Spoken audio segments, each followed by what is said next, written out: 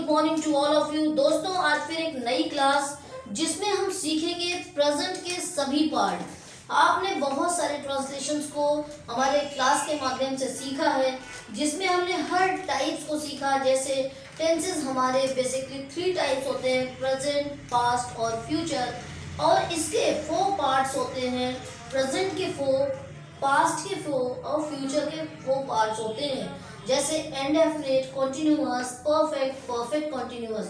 तो हम इसी का एलिब्रेशन करके आपको कुछ एग्जाम्पल दे करके इलिस्ट्रेट करेंगे एक चार्ट के माध्यम से, जिससे आपको सेंटेंसेस को बनाने आएगा।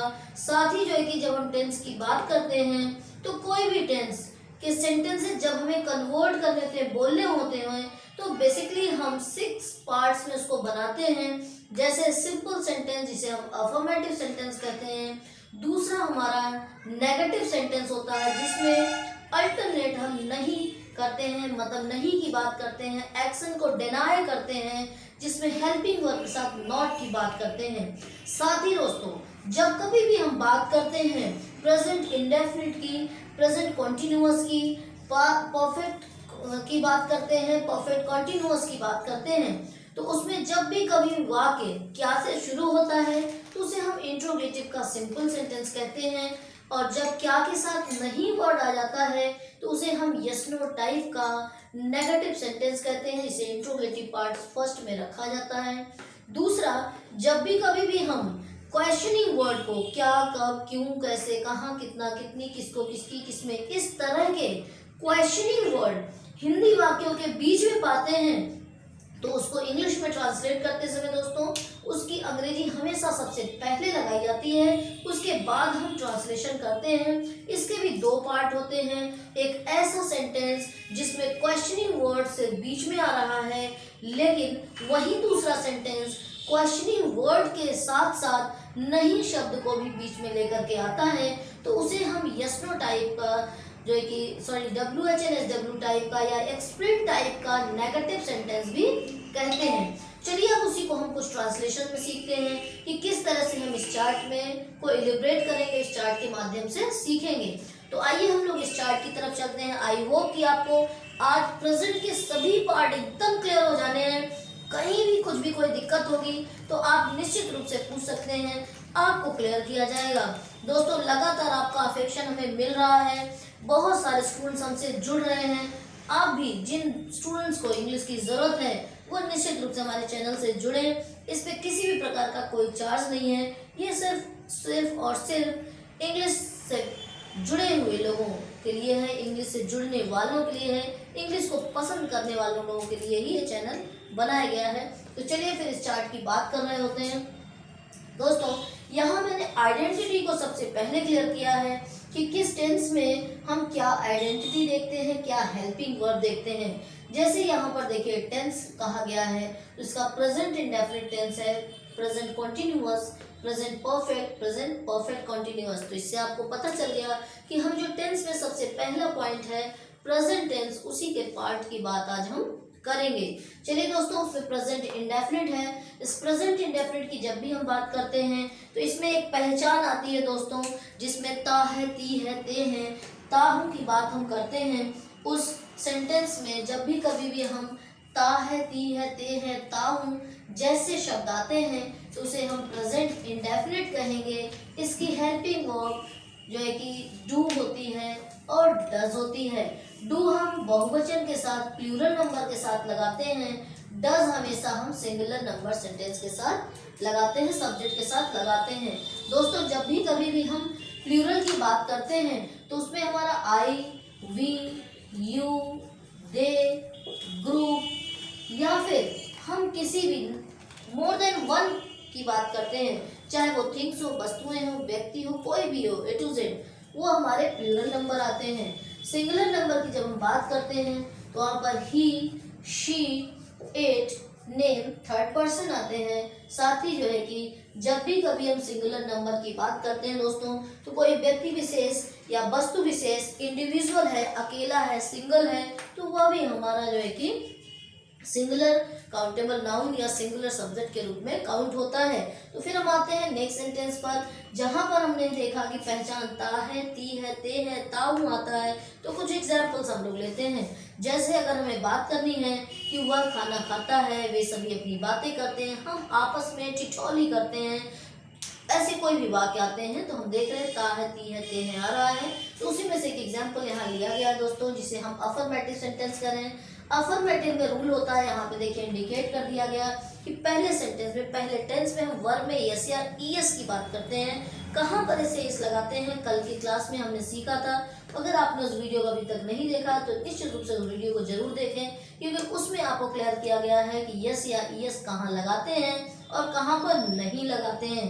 तो चलिए उसकी बात ऑलरेडी हम कर चुके हैं। फिर भी यहाँ पर हम देख रहे हैं, जब भी सिंगुलर नंबर सब्जेक्ट है तो उसमें हमें वर्ब में यस या यस लगाना होता है। जैसे मैंने कहा कि वह पत्र लिखती है, तो हमने कहा शी राइट्स अ लेटर। क्या कहा?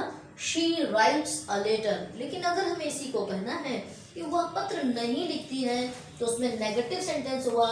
तो यहाँ देखिए नॉट के लिए लिख दिया गया, नहीं शब्द आता है हिंदी में, साथ में हेल्पिंग और डू या डस की बात करते हैं, और साथ में चूंकि नेगेटिव है तो नॉट की भी बात हम करेंगे। तो शी डजंट राइट, मतलब वह नहीं लिखती है, तो हेल्पिंग वर्ब डज नॉट की बात करते हैं। ऐसे वाक्य जो हेल्पिंग वर्ब के साथ दोस्तों नॉट लेकर के आए तो आप ये तुरंत जान जाएंगे कि ये हमारा नेगेटिव सेंटेंस है। इसमें कार्य को नकारा जा रहा है, कार्य को डिनाई किया जा रहा है। जिसमें नहीं शब्द आते हैं उसमें हमेशा हर जगह हम हेल्पिंग वर्ब के साथ नॉट की बात करते हैं। दोस्तों आपको मैं थोड़ा सा एक चीज़ से और जोड़ूं कि जब कभी भी हम नहीं शब्द की बात करें तो ज़रूरी नहीं कि हमें नॉट की ही बात करनी, कहीं नो भी लगता है। तो हमारा नॉट और नो का वीडियो जल्दी आने वाला है आपके लिए, जरूर से उसको देखिएगा, क्योंकि वो हमारे 2 से 3 नंबर किसी भी कॉम्पिटिटिव एग्जामिनेशन के लिए बहुत ही मजबूती देंगे। तो चलिए हम लोग इस क्लास को कंटिन्यू करते हैं फिर से। अब देखिए नेक्स्ट सेंटेंस में हमने यहाँ लिखा है यस नो टाइप का इंट्रोगेटिव। ठीक है, इसमें हमने पहले ही बता दिया कि ये 2 टाइप सेंटेंस होते हैं, सिंपल और नेगेटिव। सिंपल में वाक्य क्या से हिंदी में शुरू होता है और नेगेटिव में क्या से शुरू होता है, साथ में नहीं भी लेके आता है। जैसे क्या वह लिखती है तो डज शी राइट, और क्या वह नहीं लिखती है डजंट शी राइट। ऐसे वाक्य हमेशा यस नो टाइप के सिंपल सेंटेंस और नेगेटिव सेंटेंस में काउंट होते हैं। फिर हम आते हैं नेक्स्ट सेंटेंस पर, जिसे हम WHNSW टाइप का इंट्रोगेटिव सेंटेंस कहते हैं, जिसमें वाक्य में के बीच में क्वेश्चनिंग वर्ड मीन्स क्या, कब, क्यों, कैसे वाक्य शब्द आते हैं, जिनकी अंग्रेजी बनाते समय हम उन्हें सबसे पहले लगाते हैं। जैसे अगर कहा जाए कि वह पत्र क्यों लिखती है या वह क्यों लिखती है कह दिया जाए तो सिंपल सा है why does she write a letter, इस तरह की बात करेंगे। और वहीं पर कह दिया जाए दोस्तों कि वह पत्र क्यों नहीं लिखती है तो व्हाई डजंट शी राइट, तो ये हमारा नेगेटिव सेंटेंस हो जाता है। तो आपने देखा कि जब भी हम प्रेजेंट इंडेफिनिट या किसी भी टेंस की बात कर रहे होते हैं उसमें हम 6 सेंटेंस बनाते हैं। आपके लिए एक काम है कि आप एक सेंटेंस को, जो मैं सेंटेंस अभी आपको दे रही हूँ, उस सेंटेंस को आपको बनाना है, प्रेजेंट इंडेफिनिट के 6 सेंटेंस कन्वर्ट कर लें। जैसे I play cricket, I play cricket को आप नेगेटिव, इंट्रोगेटिव, नेगेटिव में सभी में चेंज करके आप मुझे आंसर करेंगे। दोस्तों एक स्क्रीन पे आपको नंबर दिखाई पड़ रहा है, उसी नंबर पर आपको व्हाट्सअप कर सकते हैं, आप आंसर कर सकते हैं। साथ ही जो है कि आप हमारे YouTube चैनल पर जो कमेंट बॉक्स है उसमें भी कमेंट के माध्यम से आंसर कर सकते हैं। देखिए दोस्तों हम लोग दूसरे सेंटेंस की बात कर रहे हैं जो हमारा प्रेजेंट कॉन्टिन्यूअस है। कॉन्टिन्यूअस से आपको जानकारी हो गई कि जब भी कोई कार्य अल्टरनेट चल रहा होता है, कंटिन्यू है, तो उसी में हम बात करेंगे। इसकी पहचान की बात कर रहे हैं, रहा है, रही है, रहे हैं, रहा हूँ जैसे शब्द जब आपके बीच में आपके लास्ट में आते हैं तो हम उसे प्रेजेंट कॉन्टिन्यूअस टेंस कहते हैं। जैसे वह जा रहा है, मैं खा रहा हूँ, वे बातें कर रहे हैं, आप चिल्ला रहे हैं, उसे आश्चर्य हो रहा है, ऐसे कोई भी वाक्य जो कभी भी रहा है, रही है, रहे हैं, रहा हूँ लेकर के साधारण वाक्य आएंगे तो निश्चित रूप से आप उसे प्रेजेंट कॉन्टिन्यूअस टेंस कहते हैं। और इसकी सहायक क्रिया क्रमशः होती है इज, आर, एम। इज हमेशा सिंगुलर नंबर सब्जेक्ट के साथ, आर हमेशा प्लूरल नंबर सब्जेक्ट के साथ, और एम जो है ये हमेशा हम आई के साथ ही लगाते हैं। फिर देखते हैं दोस्तों, प्रेजेंट कॉन्टिन्यूअस टेंस की बात की जा रही है तो उसमें डाउट नहीं है कि हमें वर्ब में आईएनजी ही लगाना है, ये कॉमन होता है। यहाँ देखिए हमने अफर्मेटिव सेंटेंस में यहाँ इंडिकेट किया कि वर्ब में आईएनजी ही लगाना है, तो आपको वर्ब में आईएनजी ही लगा के काम करना है जब भी हम कॉन्टिन्यूअस की बात करते हैं। कहीं भी दुनिया में कहीं कोई वाक्य है, रहा है, रही है, रहे हैं आएगा, तो पक्का है कि आपको वर्ब में आईएनजी ही लगाना, दिमाग में बैठा लीजिए आप अपने। अब देखिए यहाँ पर हमने एक वाक्य लिखा कि वह फुटबॉल खेल रहा है, ठीक है, या अब आप फुटबॉल खेल रहे हैं, अब मैं फुटबॉल खेल रहा हूँ, ऐसे कोई भी वाक्य हैं, उसमें से एक वाक्य यहाँ पर है कि अब आप फुटबॉल खेल रहे हैं। इसको इंग्लिश में ट्रांसलेट किया गया। देखिए यहाँ पर आप कहा गया, यू कहा गया, तो हेल्पिंग वर्ब हमने क्या लगा दी, आर लगा दी। तो इसको ध्यान में रखना पड़ेगा थोड़ा सा, कहाँ पे किसकी हेल्पिंग वर्ब लगती है। जैसे you are playing football now, clear, verb में आईएनजी लगाना था, यहाँ आईएनजी लगी हुई है। अब इसका नेगेटिव सेंटेंस की बात कर रहे हैं तो इसमें नहीं शब्द आएगा कि आप फुटबॉल नहीं खेल रहे हैं, तो क्या कहेंगे, you are not playing football now. क्या आप फुटबॉल खेल रहे हैं, आर यू प्लेइंग फुटबॉल, ठीक है, क्या आप फुटबॉल नहीं खेल रहे हैं, are not you playing football. आप फुटबॉल क्यों खेल रहे हैं, why are you playing football. आप फुटबॉल क्यों नहीं खेल रहे हैं, why are not you playing football. दोस्तों आपने देखा कि ये भी हमारे 6 सेंटेंस बन रहे हैं। सबसे पहले अफर्मेटिव की बात की गई, फिर नेगेटिव की बात की गई, और नेगेटिव में हेल्पिंग वर्ब के साथ नॉट की बात की गई। जब भी कभी हम यस नो टाइप इंट्रोगेटिव में पहले की बात करते हैं, इसमें 2 पार्ट होते हैं, एक सिंपल और दूसरा नेगेटिव होता है। सिंपल हमारा हिंदी वाक्य में क्या लेकर के आता है, लेकिन इंग्लिश की जब हम बात करते हैं तो helping verb is, are, am में से कोई भी सबसे पहले आएगा, सब्जेक्ट के अनुसार हेल्पिंग वर्ब लगाई जाती है। दूसरा, जब वाक्य क्या से शुरू हो लेकिन वाक्य के बीच में नहीं शब्द आए तो हेल्पिंग वर्ब के साथ नॉट की बात हम करते हैं। नेक्स्ट हमने यस नो टाइप के बाद WH टाइप सेंटेंस की बात की, उसमें क्या, कब, क्यों, कैसे हमेशा वाक्य के बीच में आता है। साथ ही जो है कि सब्जेक्ट के अनुसार हम हेल्पिंग वर्ब की बात करते हैं। वर्ब में आईएनजी कंपलसरी है। दोस्तों आप देख रहे हैं कि अफर्मेटिव की बात करें, नेगेटिव की बात करें, इंट्रोगेटिव नेगेटिव की, किसी भी तरह की बात कर रहे हैं, अगर हम कॉन्टिन्यूअस की बात कर रहे हैं तो वर्ब में आईएनजी ही लगा रहे हैं, कहीं पर कोई और वर्ब की फॉर्म नहीं लग रही है। मतलब कि कंटिन्यूअस में हमेशा वर्ब में आईएनजी ही लगाना है, और आईएनजी दोस्तों हमेशा वर्ब की फर्स्ट फॉर्म में लगती है। कभी आप ऐसी गलती न करें कि सेकंड थर्ड फॉर्म में आप आईएनजी लगाएं या सेयस फॉर्म में आईएनजी लगाते हैं, ऐसा बिल्कुल नहीं करेंगे। फिर देखिए दोस्तों यहाँ पर हम आते हैं तीसरे नंबर के टेंस में। देखिए बहुत आसान है ये सब ट्रांसलेशन करना। अगर आपने एक बार अपने को कॉन्सेंट्रेट किया तो आपके लिए समझ लीजिए जादू की तरह ये काम करेगा चार्ट, जिसमें आपने खुद से बनाना है, नए नए सेंटेंस को क्रिएट करना है। कॉन्टिन्यूअस में हम आपको एक एग्जांपल दे रहे हैं, आपको 6 सेंटेंसेस उसके बना करके मुझे मैसेज करना है कि आपको कितना आपने सीखा। जैसे अगर कहा जाए she is laughing at me, आपको कह दिया गया she is laughing at me, ठीक है। इसी को आपको नेगेटिव इंट्रोगेटिव नेगेटिव सारे सेंटेंसेस बनाने ही दूसरा काम हुआ आपके लिए। फिर हम प्रेजेंट परफेक्ट की बात कर रहे हैं साथियों। इसमें जब हम पहचान की बात करते हैं तो चुका है, चुकी है, चुके हैं, चुका हूँ, या है, ई है, ए है की बात करते हैं। हिंदी में जब भी सेंटेंसेस आ रहे हैं इसके हेल्पिंग वर्ब हमारी होती है हैज हमेशा जो है सिंगुलर नंबर सब्जेक्ट, और है हमेशा प्लूरल नंबर के साथ लगाते हैं। साथ ही दोस्तों जब हम परफेक्ट की बात करते हैं, किसी भी तरह के परफेक्ट की, तो हमेशा वर्ब थर्ड फॉर्म होता है।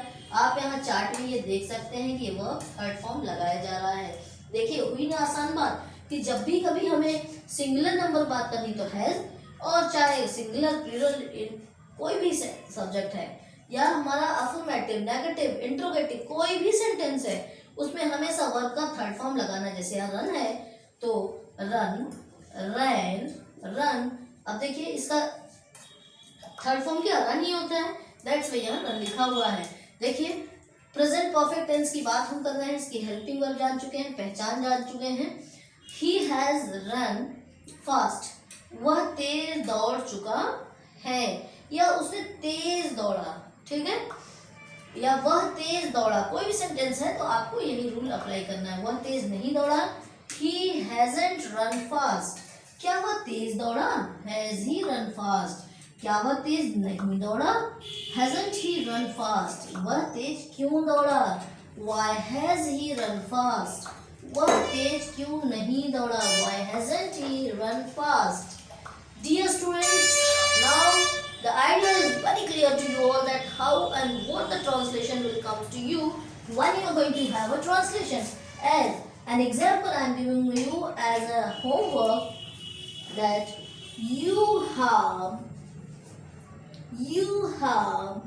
worked hard. Now you must convert this in simple negative, interrogative, negative. The sentence is you have worked hard. Now dear students, the last sentence is, देखिए दोस्तों आपको बातचीत करते करते 3 टेंसेस की जानकारी हो गई, इसकी हेल्पिंग वर्ब की जानकारी हो गई, मेन वर्ब की जानकारी हो गई, सेंटेंसेस को पहचानना आपको आ गया। अभी और एक पॉइंट बचा हुआ जो हम लोग अभी बात करेंगे। उसके पहले हम लोग, ये हमारा लास्ट सेंटेंस है, टेंस है प्रेजेंट परफेक्ट कॉन्टिन्यूअस, इसको हम लोग खत्म करते हैं। जब हम प्रेजेंट परफेक्ट कॉन्टिन्यूअस की बात करते हैं दोस्तों, एक परफेक्ट आ गया वर्ड मतलब काम पूरा हो चुका है, कॉन्टिन्यूअस आ गया इसका मतलब कार्य चल रहा है। भाई ये तो बड़ी गड़बड़ बात है कि काम पूरा भी एक तरफ हो रहा है, दूसरी तरफ चल भी रहा है, तो बिल्कुल सही बात कही जा रही है, इसलिए क्योंकि इसमें समय की बात की जाती है। अगर कह दिया जाए कि 2 बजे से कोई कार्य हो रहा है, इसका मतलब 2 बजे से हो रहा है और 4 बजे बात हो रही भाई, या 3 बजे बात हो रही है, 2 मिनट बाद बात हो रही है, काम चालू कब से है ये बताया जा रहा है। तो हो सकता है 10 मिनट, 5 मिनट, 1 घंटे, 2 घंटे काम हो चुका है, उसके आगे अल्टरनेट है, जो टारगेट है वो भी पूरा नहीं हुआ है, इसलिए इसको हम इसके नाम से जानते हैं कि काम पूरा हो चुका है, और जो बाकी काम है वो अल्टरनेट कंटिन्यू चल रहा है। इसकी पहचान बड़ी आसान होती है, जैसे कॉन्टिन्यूअस में हमने देखा था रहा है, रही है, रहे हैं, रहा हूँ की बात करता है, और यहाँ हमने समय का एग्जाम्पल आपको ऑलरेडी दे दिया था। तो हैज और हैव, बीन लगाई जाती है बाद में, और सिंस फॉर का हम यूज करते हैं। जब भी कभी हम प्रेजेंट परफेक्ट कॉन्टिन्यूअस की बात करते हैं तो उसमें हम लोग बात करते हैं दोस्तों हेल्पिंग वर्ब हैज बीन की बात करते हैं। हैज बीन हमारा सिंगुलर नंबर के साथ, हैव बीन हमारा प्लूरल नंबर के साथ लगाया जाता है। उसके साथ साथ अगर हम बात कर रहे होते हैं कभी भी कहीं भी प्लूरल नंबर की, तो वहां पे नो डाउट है हैव बीन लगाना है, और ये कॉन्टिन्यूअस है तो वर्ब में आईएनजी लगना कॉमन हो जाता है। फिर देखिए एक ट्रांसलेशन आपके सामने है कि I have been working since morning, मैं सुबह से कार्य कर रहा हूँ, ठीक है। I have been working since morning, मैं सुबह से कार्य नहीं कर रहा हूँ।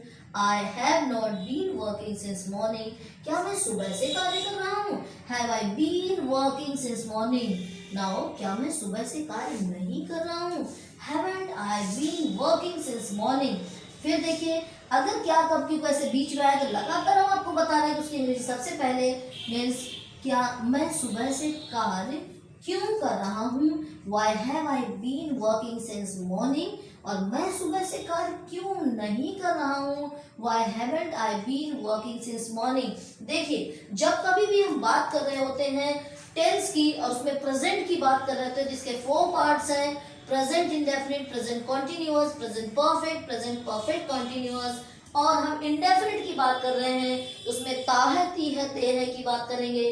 कॉन्टिन्यूअस की बात कर रहे हैं तो रहा है, रही है, रहे हैं की बात करेंगे। हम परफेक्ट की बात कर रहे हैं तो चुका है, चुकी है, चुके हैं, या है, ई है, ए है की बात करेंगे। हम प्रेजेंट परफेक्ट कॉन्टिन्यूअस की बात कर रहे हैं तो टाइम की जरूर बात करनी है हमें, उसके साथ रहा है, रही है, रहे हैं, रहा हूं की बात करेंगे। जब भी हम प्रेजेंट इंडेफिनिट की बात कर रहे होते हैं तो वर्ब में यस या यस लगाना बहुत जरूरी है जब सब्जेक्ट हमारा सिंगुलर नंबर होता है। जब हम प्रेजेंट कॉन्टिन्यूअस की बात कर रहे होते हैं तो वर्ब में आईएनजी लगाना बहुत जरूरी है। अगर हम परफेक्ट की बात करें तो वर्ब का थर्ड फॉर्म लगना जरूरी है। वहीं हम अगर परफेक्ट कॉन्टिन्यूअस की फिर बात करते हैं तो वर्ब में आईएनजी रिपीट होती है। साथ ही दोस्तों जब कभी भी हम हेल्पिंग वर्ब की बात करते हैं प्रेजेंट इंडेफिनिट में हमेशा डू और डज की बात करते हैं। डू हमेशा प्लूरल नंबर के लिए, डज हमेशा सिंगुलर नंबर के लिए। प्रेजेंट कॉन्टिन्यूअस की हेल्पिंग वर्ब की बात करें तो इज, आर, एम का यूज होता है। एम हमेशा आई के साथ, आर प्लूरल नंबर के साथ और इज हमेशा जो है कि सिंगुलर नंबर के साथ होता है।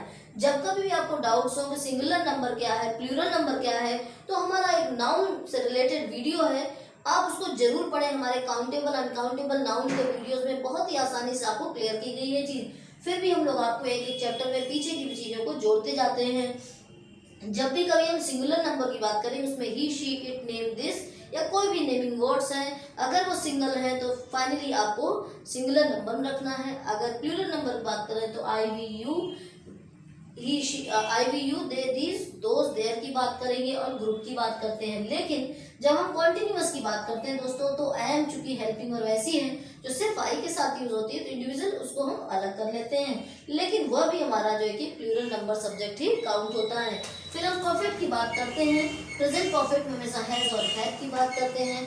हैज हमेशा सिंगुलर नंबर के साथ, हैव हमेशा जो है कि प्लूरल नंबर के साथ यूज होता है। फिर हम आते हैं अपना परफेक्ट की तरफ, परफेक्ट कॉन्टिन्यूअस की तरफ। इसमें सहायक क्रिया हैज बीन और हैव बीन की बात करते हैं। हैज बीन और हैव बीन की जब हम बात कर रहे थे तो हैज बीन हमेशा सिंगुलर नंबर के साथ, हैव बीन हमेशा प्लूरल नंबर के साथ यूज होता है। तो दोस्तों आपने देखा कि किस तरह से हम सेंटेंसेस को यूज कर रहे हैं। कोई भी सेंटेंस हम बोलचाल की भाषा में आते हैं तो नॉर्मल बोलने के लिए, लिखने पढ़ने के लिए हम हमेशा जो है कि 5 टाइप सेंटेंसेस की बात करते हैं।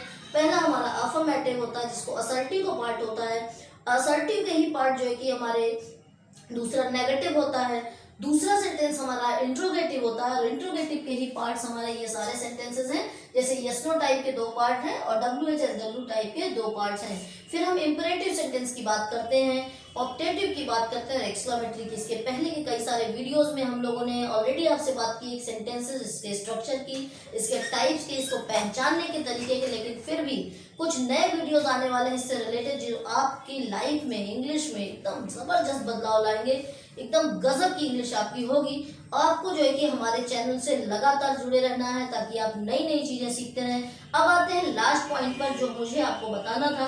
दोस्तों हम जब कभी भी इंग्लिश लिखने, पढ़ने, बोलने की बात करते हैं उसमें पंक्चुएशन हमारे लिए बहुत ही महत्वपूर्ण होता है। शायद हम यहीं पर मात खाते हैं और हम इसको अवॉइड कर जाते हैं, ध्यान नहीं देते हैं। लेकिन जब भी कभी हम सेंटेंसेस टाइप की बात करते हैं तो ऊपर आपको दिख रहा होगा कि मैंने पंक्चुएशन को फॉलो अप करने के लिए नोट किया हुआ है। जब भी हम अफर्मेटिव की बात कर रहे हैं तो उसमें हमें फुल स्टॉप लास्ट में लगाना है। जब हम हिंदी में बात करते हैं तो उसमें अगर हम हिंदी की बात करें तो ऐसे खड़ी बाई आपको लगानी होती है। लेकिन जब हम इंग्लिश की बात करते हैं तो in the last you must make a dot over there. Next when we talk about the negative sentence, it's also part of an assertive sentence. ये भी एक असर्टिव का ही पार्ट होता है। दैट्स व्हाई हम हिंदी में तो खड़ी पाई की बात करेंगे, लेकिन इंग्लिश में जब हम बात करेंगे तो हमेशा डॉट की बात करते हैं। फिर हम आते हैं इंट्रोगेटिव में। इंट्रोगेटिव में हमेशा प्रश्नों का पूछा जाना की बात की जाती है। हमेशा वहाँ पे क्वेश्चन मार्क की बात करते हैं, चाहे वो यस नो टाइप के सिंपल नेगेटिव हो, चाहे वो WH-SW टाइप के सिंपल और नेगेटिव हो। तो दोस्तों हुई ना आपके काम की बात। जब कभी भी आपको कुछ अच्छा सीखना है तो निश्चित रूप से आपको DDS ग्रुप के चैनल को जरूर सब्सक्राइब करना है, जरूर जुड़ना है, जिससे आप हर रोज कुछ एनर्जेटिक, कुछ नया, कुछ बेहतरीन सीखेंगे। और हमारे इंस्टीट्यूट में आपको हर वर्ष एक स्कॉलरशिप प्रोग्राम के लिए भी इनवाइट किया जाता है। ऐसे टैलेंटेड बच्चे जो किसी कारणवश अपनी पढ़ाई नहीं कर पा रहे हैं तो उनके लिए एक हम लोग सपोर्ट देते हैं, इकोनॉमिकल सपोर्ट जो आपके लिए है। दोस्तों आप ज़्यादा से ज़्यादा लोगों को वीडियो शेयर करें और आप बताएं लोगों को कि 1 टाइम स्कॉलरशिप प्रोग्राम जिसमें GK GS कॉम्पिटिशन है, जिसमें फेलोशिप प्रोग्राम से भी बच्चों को जोड़ा जाता है, जिनको अल्टरनेट स्कॉलरशिप के साथ साथ फेलोशिप भी मिल सकती है। लेकिन अगर आपने हमारे एग्जामिनेशन को क्वालिफाई किया तो आपके लिए समय बहुत ही लिमिटेड है। 25 दिसंबर आपको 25 दिसंबर लास्ट डेट है फॉर्म अप्लाई करने के लिए। तो आप चाहें तो हमारे वीडियो से जुड़ करके हमारे नंबर ले सकते हैं या फिर अपने दोस्तों को शेयर कर सकते हैं। किस तरह से हम फॉर्म फिल करें, इसमें बहुत ही नॉर्मल सी जो है कि क्राइटेरियाज हैं उसके माध्यम से आप हमसे जुड़ सकते हैं। Thank you so much. आज के लिए इतना ही इस क्लास में। आई होप कि आपने क्लास एंजॉय किया और आपको बहुत ही मजा आया होगा, क्योंकि जब कभी एक टीचर को पढ़ाने में अच्छा लगता है तो नो डाउट है कि स्टूडेंट को अपने आप अच्छा लगता है। Thank you so much and have a great day to all.